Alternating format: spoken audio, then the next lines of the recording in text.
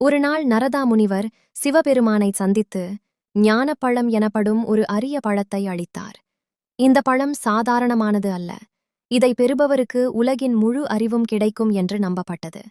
இதை யாருக்கு கொடுக்க வேண்டும் என்று யோசித்த சிவபெருமான் ஒரு சோதனையை முன்வைத்தார். உலகத்தை முழுவதும் சுற்றி வந்து முதலில் வருபவருக்கே இந்த ஞானப்பழம் கிடைக்கும் என்றார். இதை கேட்டவுடன் முருகன் தனது மயில் வாகனத்தில் ஏறி உலகைச் சுற்ற புறப்பட்டார். அவர் வேகமாக விண்ணில் பறந்து மலைகள், கடல்கள், நாடுகள் அனைத்தையும் கடந்து பயணம் செய்தார். ஆனால் விநாயகர் அமைதியாக இருந்தார். அவர் உடனே புறப்படவில்லை. அதற்கு பதிலாக கணேஷா தன் தந்தை மற்றும் தாயை 3 முறை சுற்றி வந்து, எனக்கு உலகமே அப்பா அம்மாவே என்றார்.